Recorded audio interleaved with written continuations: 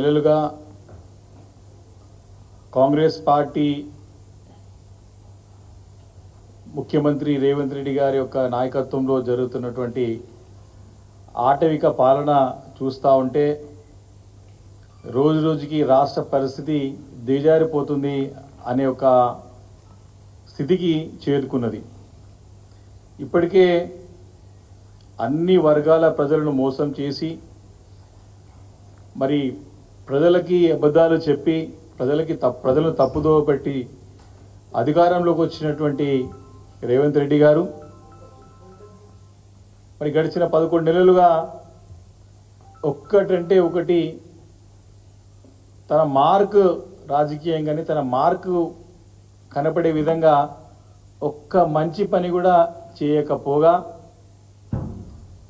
మరి అక్రమాలు, దౌర్జన్యాలు, పోలీసు కేసులు, బీఆర్ఎస్ పార్టీ పైన బురద జల్లే ప్రయత్నం, కేసీఆర్ గారి పైన, కేసీఆర్ గారి కుటుంబం పైన, కేటీఆర్ గారి పైన, హరీష్ రావు గారి పైన అందరిపైన విషం చిల్లేటువంటి ప్రయత్నం చేయడం మనందరం చూస్తూ ఉన్నాం. మరి దీనికి వత్తాసు పలుకుతూ ఈరోజు తెలంగాణ రాష్ట్రంలో బలమైన శక్తిగా ఉన్నటువంటి బీఆర్ఎస్ పార్టీని, తెలంగాణ రాష్ట్రానికి ఎప్పటికైనా శ్రీరామ రక్షగా ఉన్నటువంటి కేసీఆర్ నాయకత్వాన్ని బలహీనపరచాలా అనే ఒకటి ప్రయత్నం చాలా సందర్భాల్లో అటు బీజేపీ పార్టీ కానీ కాంగ్రెస్ పార్టీ రెండు పార్టీలు కలిసి చేసినటువంటి సందర్భాలు ఎన్నో ఉన్నాయి, ఇంకా కనపడుతూనే ఉన్నాయి. దానికి ఇంకా బలం చేకూర్చే విధంగా మరి చాలా సందర్భాల్లో బీఆర్ఎస్ పార్టీ పదే పదే చెబుతూ వస్తోంది, చాలా సందర్భాల్లో నిరూపించింది కాంగ్రెస్ బీజేపీ పార్టీ యొక్క బంధం ఏ రకంగా ఉందో తెలంగాణ రాష్ట్రంలో అని చెప్పేసి. ఢిల్లీలో కుస్తీ, గల్లీలో దోస్తీ, ఇది బీజేపీ కాంగ్రెస్ పార్టీ యొక్క పరిస్థితి. దాంట్లో ముఖ్యంగా ఈరోజు మన రాష్ట్రం నుంచి కేంద్రంలో కీలక పదవి చేపడుతున్నటువంటి బండి సంజయ్ కుమార్ గారు కేంద్రంలో హోంశాఖ సహాయ మంత్రిగా పనిచేస్తూ ఉన్నారు.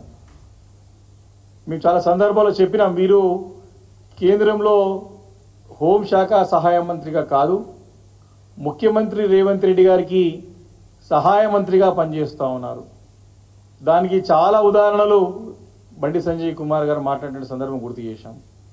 ఒకానొక సందర్భంలోనైతే వారు ఒక అడుగు ముందుకు వేసి ముఖ్యమంత్రి రేవంత్ రెడ్డి గారిని పదవి దించే ప్రయత్నం జరుగుతూ ఉంది, వారి పార్టీలో జాగ్రత్త ఉండాలి రేవంత్ రెడ్డి గారు, తన యొక్క మంత్రులు కొంతమంది కాంగ్రెస్ పార్టీ నాయకులు తనని సీటు నుంచి దింపే ప్రయత్నం చేస్తున్నారు, తను జాగ్రత్తగా ఉండాలని చెప్పేసి కూడా బాహటంగా ఓపెన్గానే కేంద్రంలో హోంశాఖ సహాయ మంత్రి కీలక పదవి చేపట్టినటువంటి బండి సంజయ్ కుమార్ గారు ఓపెన్ పత్రికా విలేకరుల సమావేశంలో పత్రికా ముఖంగా ఈ స్టేట్మెంట్ చేసే సంగతిని గుర్తు చేస్తా ఉన్నాను.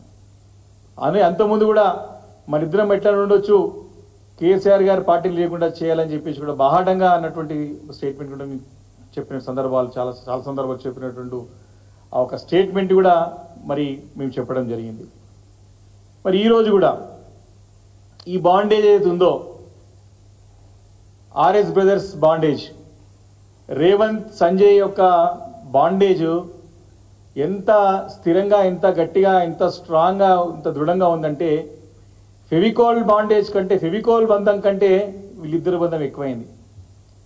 ఎట్లయితే రేవంత్ని సంజయ్ని విడదీయని బంధం ఫెవికోల్ బంధంగా ఈరోజు అవతరించి ఈరోజు వారి ఇద్దరి యొక్క రూపాయికార ఒప్పందం అనుకోండి, వారి యొక్క స్నేహపూర్వకమైనటువంటి వాతావరణం అనుకోండి, ఏ రకంగా ఒకరినొకరు కాపాడుకుంటున్నారు అనుకోండి, బాహటంగా బయటపడుతూ వస్తూ ఉన్నది.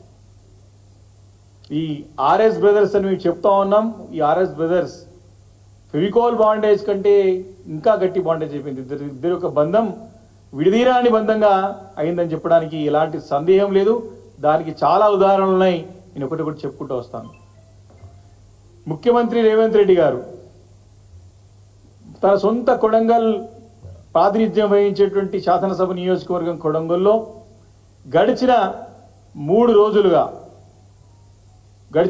రోజులుగా లగచెర్ల గ్రామంలో జరుగుతున్నటువంటి అన్యాయాలు, ఆక్రమణలు, అక్కడ దౌర్జన్యం, దాడులు, అక్రమ అరెస్టులు, వారిని రాత్రిపూట వెళ్ళి ఇంటర్నెట్ బంద్ చేసి కరెంటు తీసేసి దౌర్జన్యంగా తీసుకొచ్చి అరెస్ట్ చేయడాలు, వీటన్నిటి చూస్తూ ఉన్నాం. 3 రోజుల నుంచి కూడా జరుగుతూ ఉన్నది.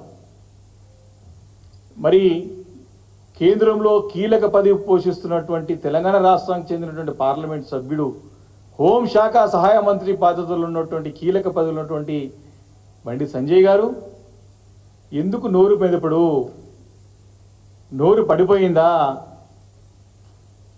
వారి సొంత పార్టీ లగచర్ల గ్రామానికి అక్కడ చుట్టుపక్కల తాండాలు, మహబూబ్ నగర్కి ప్రాతినిధ్యం వహిస్తున్నటువంటి అక్కడ పార్లమెంట్ సభ్యురాలు, జాతీయ పార్టీ ఉపాధ్యక్షురాలు డికే అరుణ గారిని రాష్ట్ర పోలీసులు అడ్డుకుంటే, వారి నానా ఇబ్బందులు పెడితే, ఆ గ్రామానికి పోకుండా చాలా అంటే చాలా ఇబ్బంది పెట్టి తన కారును అడ్డుకొని పోకుండే ప్రయత్నం చేసి తను ఇబ్బంది పెట్టినటువంటి మాటని ప్రజలు బాహటంగా ప్రపంచమంతా చూసింది. కానీ ఈ ఆర్ఎస్ బ్రదర్స్ అయితే సంజయ్ తన మిత్రుడు రేవంత్ రెడ్డి గారు చేసే పని కనపడలేదు. తన సొంత పార్టీ పార్లమెంట్ సభ్యురాలు వారిని అడ్డుకున్నా ఇప్పటి వరకు కూడా బండి సంజయ్ గారు నోరు మెదపలేడు. అంటే వారిద్దరి యొక్క అనుబంధం ఎంత గట్టి అనుబంధం ఉందో మనకు స్పష్టంగా అర్థమవుతా ఉన్నది. తన